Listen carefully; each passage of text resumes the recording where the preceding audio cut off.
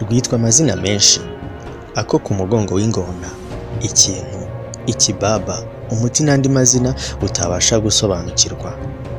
Utwo tubyiniriro nitwo usanga mu rubyiruko bashaka kuvuga urumogi, hanyuma bashaka kuzimiza uwarunyoye akaba yacomye, yayoyomye, yagiye haye, ari kwa bobo, ari mu bizunga n'izindi mvugo zikoreshwa bitewe n'amatsinda ndetse n'amagambo bakoresha.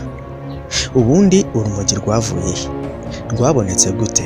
Ni ikihe cyatumye rwitwa ikiyobyabwenge mu gihe abarucuruza ku isi babarirwa mu banyamiliyoni? Ese koko urumogi rwaremewe ko rutangira koherezwa hanze nk'ibyatsi bikorwamo imiti? Njye ni IMARI Jean Paul, iki ni ikiganiro Isi n'Amateka. Iyi ni BTN TV, komeza ubane natwe.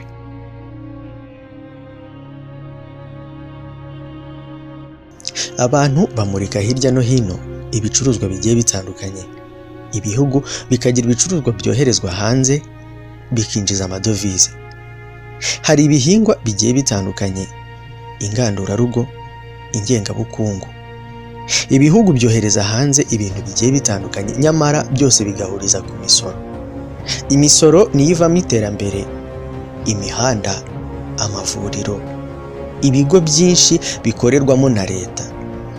Aha ari naho hava kwa kugenda tubona abageze mu zabukuru babasha kunganirwa, ndetse ukanumva ngo leta hari ibintu yagiye yigomwa igaha abaturage. Ibi byose biba byagiye bituruka muri ya misoro itangwa na ba bacuruzi. Kuri ubu mu bitangazamakuru bitandukanye byo mu Rwanda, mu gihe gishize hagiye humvikana inkuru zivuga ku rumogi. Abantu benshi bakibaza niba kigiye kuba nacyo kimwe mu bihingwa ngengabukungu, kuko nticyaba ingandurarugo. Ingandurarugo ni bya bihingwa byifashishwa mu miryango yacu umunsi ku munsi, tukabirya mu buryo bworoheje bitaraturuka mu nganda. Ubundi umuntu wafashwe yaba acuruza, anywa cyangwa se ahinga iki cyatsi arahanwa. Icyatsi nimo ndavuga muri aka kanya ni urumogi. Birashoboka ko ushobora kuba ukurikiye iki kiganiro utaranabona icyatsi cy'urumogi uko kimera.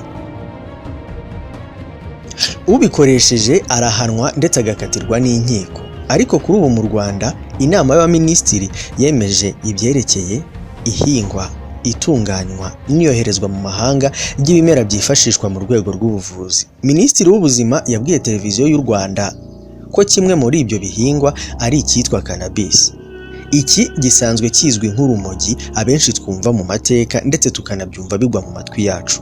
U Rwanda rubaye igihugu gishya muri bike bya Afurika birimo Afurika y'Epfo, Ghana, Malawi, Zambia, Zimbabwe na Lesotho byemera guhinga no kugurisha urumogi ku mpamvu z'ubuvuzi.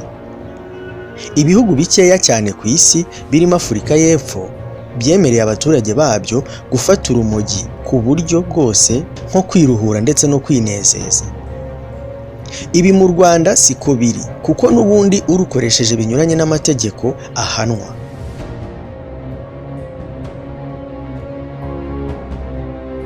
Iki gihingwa kigiye kuba kimwe mu bihingwa byoherezwa hanze bikoreshwa mu buvuzi. Hari aho babikoresha binyuranyije cyane n'amahame y'u Rwanda, ndetse ibyo bihugu byo barutumura mu ruhame. Urugero ni nko muri Jamaica. Mu bihugu byinshi bya Afurika usanga urumogi rubujijwe gukoreshwa, ndetse ufatanywe iki kiyobyabwenge akabihanirwa n'amategeko. Biba byarashyizweho, gusa mu bihugu bimwe na bimwe usanga byaremeje ihingwa ry'urumogi ndetse n'icuruzwa ryarwo rukabyinjiriza imisoro n'ibindi. Mu minsi ishize igihugu cya Zimbabwe nacyo cyabaye igihugu cya kabiri cyemerera abanyagihugu guhinga urumogi, ariko ruzifashishwa mu buvuzi n'ubushakashatsi. Nifashishije ibitangazamakuru bitandukanye nka Marijuana Travel, BBC, uru rutonde rwa bimwe mu bihugu biri ku mugabane wa Afurika bikoresha urumogi cyane kurusha ibindi. Iki gihugu ntikigeze cyemerera abaturage bacyo gukoresha iki kiyobyabwenge, gusa mu mwaka wa 2015 imfungwa 75% zafunzwe zizira ibiyobyabwenge. Ethiopia, iki gihugu giherereye mu ruhembe rwa Afurika, gifatwa nk'inkomoko y'idini ya Rastafarian. Iri dini rizwiho gufata urumogi n'ibindi nkarwo nk'ibyatsi cyangwa ibihingwa Imana yaremye ngo abantu babyifashishe atari ikiyobyabwenge cyane, ari nabyo byatsi biza ku birango byabo. Abanyagihugu usanga benshi bashaka gukurikiza imyemerere n'imyizerere y'iri dini, ariko leta y'iki gihugu ntiyemera ikoreshwa ry'urumogi. Urufatanwa arahanwa nubwo ahabwa igihano gisa naho kitabakanga.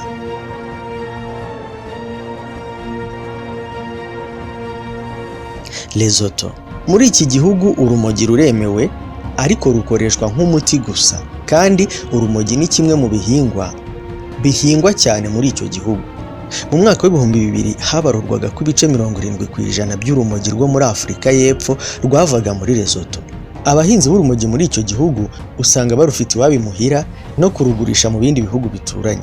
Kubera ubukene, usanga abahinzi bafata iki gihingwa bakakivanga n'ibindi bihingwa nko mu bigori kugira ngo bashake kubona inyungu muri ibi byose, gusa isoko ryaba hanini risangwa muri Afurika y'Epfo. Afurika y'Epfo. Iki ni igihugu cya Afurika y'Epfo, nicyo gihugu cyari cyitezwe ko kitazongera kwemerera abantu gukoresha urumogi ku mugaragaro. Gusa mu kwezi kwa 4 umwaka ushize, icyo gihugu cyemereye abantu gukoresha urumogi wabo, ariko ntikigeze cyemera igihingwa cyarwo cyangwa se icuruzwa ryarwo.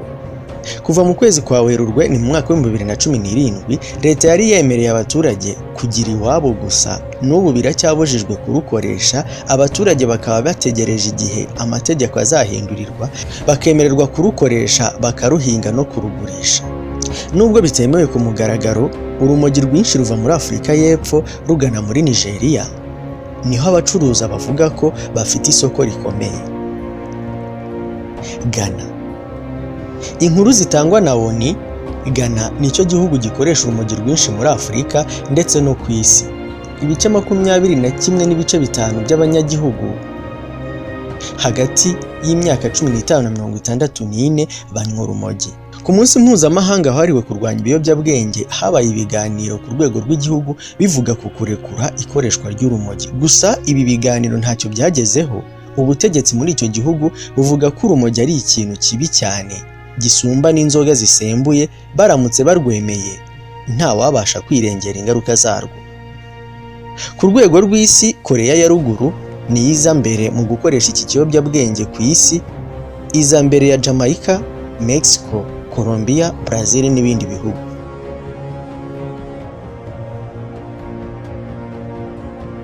Niba wowe twumva nonaha ukoresha inzoga, nanjye nkakoresha urumogi, ni ikihe kibi cyane kuri wowe? Izi mpaka zazamutse cyane mu gihe gishize hagati y'umuhanzi Snoop Dogg n'uwahoze ari icyamamare mu mupira w'amaguru Paul Gascoigne.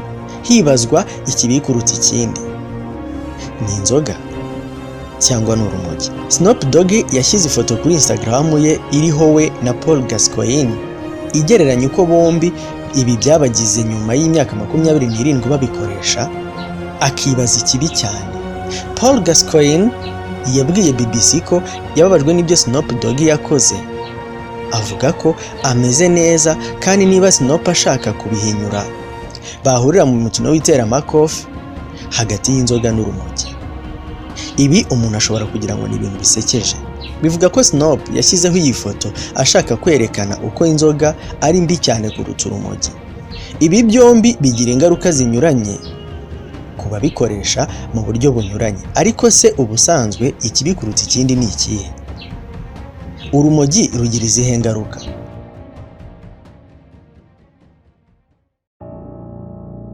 Urumogi nicyo kiyobyabwenge gikoreshwa henshi mu Bwongereza. 10% by'abarukoresha rubahindura imbata, nk'uko ikigo cy'igihugu cy'ubuzima National Health Center NHS kibivuga. Mu Rwanda, polisi ivuga ko urumogi ari cyo kiyobyabwenge cyiganje cyane mu byo bafata, bikoreshwa n'abantu benshi. Nicky Thorne wo mu kigo Addiction gifasha urubyiruko rufite ibibazo biva ku gukoresha ibiyobyabwenge, avuga ko ingaruka zo mu mutwe ziva ku gukoresha urumogi ari zo mbi cyane. Yagize ati, duhura kenshi n'urubyiruko rwatangiye urumogi ngo ni umuti wo kunanirwa kugenzura amarangamutima yarwo, gusa birakomeza bigatera ibibazo byo mu mutwe. Gukoresha urumogi buri munsi biganisha ku ndwara ya psychosis, nk'uko bivugwa n'ubushakashatsi bwakozwe n'ikigo cya King's College London. Psychosis ni uburwayi bukabije bwo mu mutwe aho intekerezo n'amarangamutima bisobanya bigatandukana n'ukuri kw'ibiriho.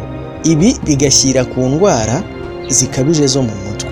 Madamu Nikki avuga ko ibi bigira ingaruka cyane cyane ku bushobozi bwo kwibuka, bikagira ingaruka mbi cyane ku myigire y'umunyeshuri. Ikigo NHS kivuga ko kunywa urumogi bitera indwara z'ubuhumekero n'ibihaha, ndetse bimwe mu bigize urumogi bitera kanseri, mu gihe urufatanya no kunywa itabi we bimwongerera ibyago bya kanseri y'ibihaha n'indwara zihoraho z'ubuhumekero. Inzoga zo zigira izihe ngaruka? Ikigo NHS kivuga ko ari inama nziza ko abagabo n'abagore badakwiye kurenza ibice 14 by'inzoga mu cyumweru kimwe. Igice kimwe cy'inzoga ya byeri kingana na mililitiro 250 cyangwa se kimwe cya karindwi cy'ikirahure cy'umuvinyo. Nikki avuga ko kunywa bikabije bijyana urubyiruko gukora ibyo badashobora gukora batanyoye, bikaba byabatera kwicuza ku bikorwa by'urugomo cyangwa by'imibonano mpuzabitsina. Avuga ko inzoga nazo zigira ingaruka ku buzima bwo mu mutwe. Ingaruka zirimo nko gusagarira abandi, umunabi, ndetse zikanageza ku kwiheba no kwiyahura. Avuga ko inzoga nazo zigira ingaruka ku buzima bwo mu mutwe, ingaruka zirimo nko gusagarira abandi, umunabi, ndetse zikanageza ku kwiheba no kwiyahura. NHS ivuga ko kunywa inzoga cyane mu gihe kirekire bitera indwara zirimo guturika k'udutsi tw'umutwe, indwara y'umwijima, kanseri y'umwijima, kanseri yo mu kanwa, kanseri y'amabere no kurwara impindura. Impindura ni pancreas.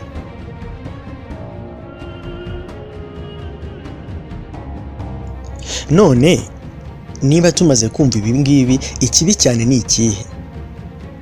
Urebeye ku mibare mu mwaka wa 2016 mu Bwongereza abantu 9214 barapfuye bikomotse ku nzoga, naho 24 bapfuye bivuye ku kunywa urumogi muri uwo mwaka.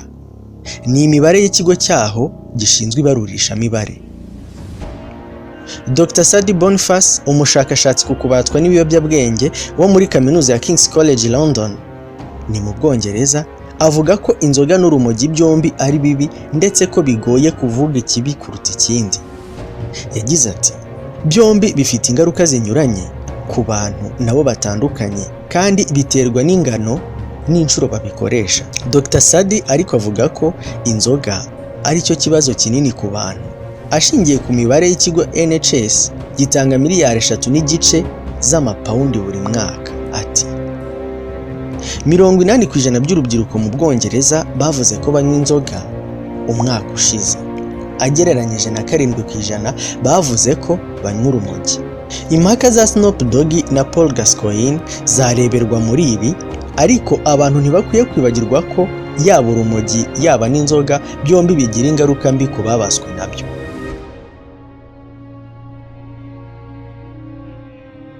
Dr. Sid Shakil Lazarizvi wo muri kaminuza y'ubuhinzi ya Pir Mahil Al-Shah Rawalpindi yo muri Pakistan ari nawe wayoboye ikipe y'abashakashatsi bakoze ubushakashatsi kuri iki kiyobyabwenge, bavuga ko urumogi rutera umubiri kuvubura imisemburo yongera imikurire y'ubugabo, rukagabanya imisemburo ituma umubiri ukura. Aba bashakashatsi biga kuri iki kiyobyabwenge bibanze ku kureba itandukaniro ry'ivuburwa ry'imisemburo yongera ubugabo n'imisemburo itera gukura mu maraso, maze babukorera ku bantu 220 batanywa iki kiyobyabwenge n'abandi 217 bokamwe nacyo, nk'uko ikinyamakuru Telegram cyanditse iyi nkuru kibivuga.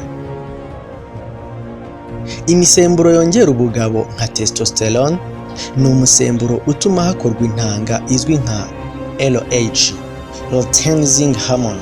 Basanze ivuburwa ku kigero cyo hejuru ku bantu banywa iki kiyobyabwenge kurenza abatakinywa, ndetse kuri abo bantu imisemburo itera umubiri gukura iyo ibiri hasi cyane. Ikindi cyagaragaye kuri aba bantu bakoreweho ubushakashatsi ni uko abantu batanywa iki kiyobyabwenge byagaragaye ko barusha abo cyokamye ibiro 4 nibura, ndetse na santimetero nibura 11 ku kigero cy'imyaka 20. Abo bashakashatsi kandi bagaragaje ko ivurwa ry'imisemburo ya cortisol itera umunaniro cyangwa se stress iba iri ku kigero cyo hejuru ku bantu banywa iki kiyobyabwenge. Dr. Reeves avuga ko izi ngaruka zidakora ku buzima gusa ahubwo zikora no ku mibereho mu buzima busanzwe, dore ko uko umuntu yiyumvamo ubugabo ari nako yumva kuri we hariho inshingano zijyanye n'uko yiyumva kandi igihe kitaragera.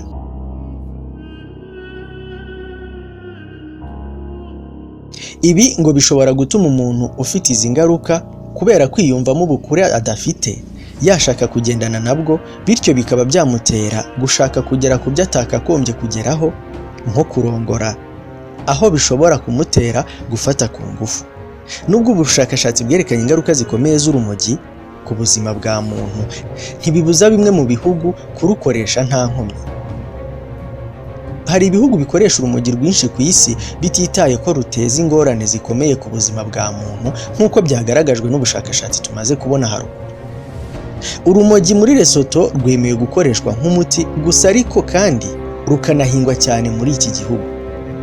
Abahinzi b'urumogi bo muri Lesotho usanga barukoresha iwabo mu ngo no kurugurisha mu bindi bihugu by'abaturanyi, aha bigakorwa mu buryo bwo kwikenura. Abahinzi bato bato bo muri iki gihugu kandi usanga bahinga urumogi no mu yindi myaka.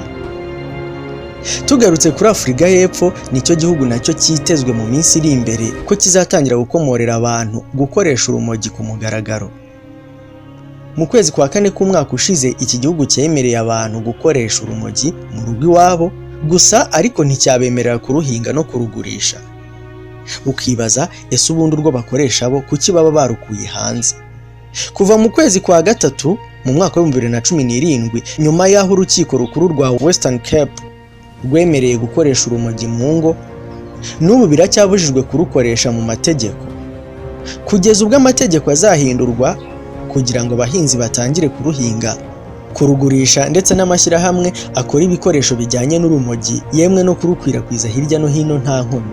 Nyuma y'uko amategeko akomoreye ikoreshwa ry'urumogi mu ngo, mu gihe cy'amezi atari make abahise bahinga urumogi muri Afurika y'Epfo bateye imbere cyane, bugururira amarembo n'abandi bashaka kuruhinga kugira ngo haboneke urukoreshwa nk'umuti.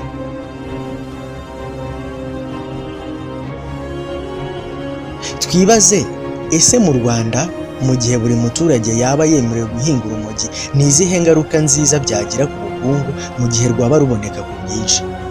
Ikindi twakwibaza, ese ntihari bamwe bashobora kujya biyiba bakaruhinga binyuranyije n'amategeko, bityo bigatuma na bwa burenganzira bwari buhari hashyirwaho andi mategeko akarishye? Ku isi no mu Rwanda amategeko araremera, kandi uhanganye n'amategeko arahangayika.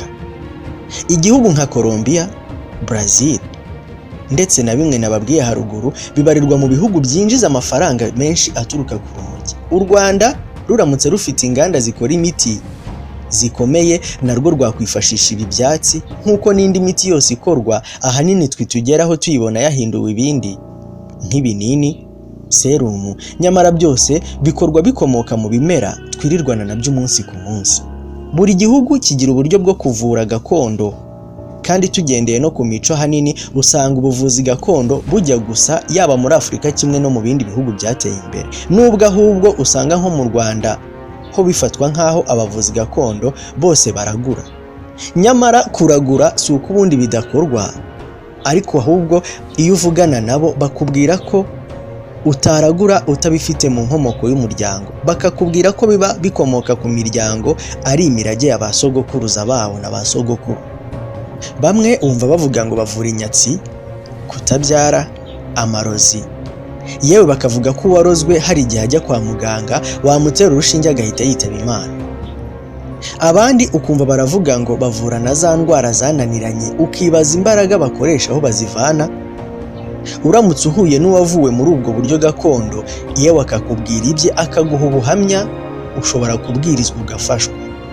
Akubwira ibye ukumva nibyo, kandi ahanini yajya no kwa muganga twita uwa kizungu, bagasanga rimwe na rimwe yarakize. Umuntu yaguhaye gihamya uremera.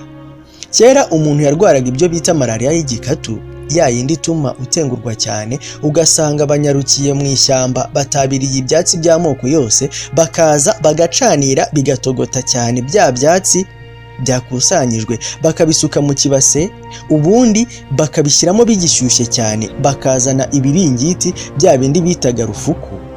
Urwaye bakamwicaza hejuru ya bya byatsi, bakamutwikira ku buryo nta mwuka uri butambuke, ubundi bakamwuka, umwuka ukamuzamukiramo, ibi bikitwa kumwuka. Gahunda ya kizungu nayo irabikoresha, aho kuri ubu ngubu usanga mu gihe runaka umuntu akubwira ngo ngiye muri sauna. Sauna ikoreshwa nka bwa buryo nababwiraga haruguru bwo kuka, nuko ahubwo biba bikozwe mu buryo runaka, uragenda ukota bwa bushyuhe, ubushyuhe bwose bukakuzamukiramo, nyamara no muri iyi sauna ni ibyatsi baba bavangavanze tutazi naho baba babikuye.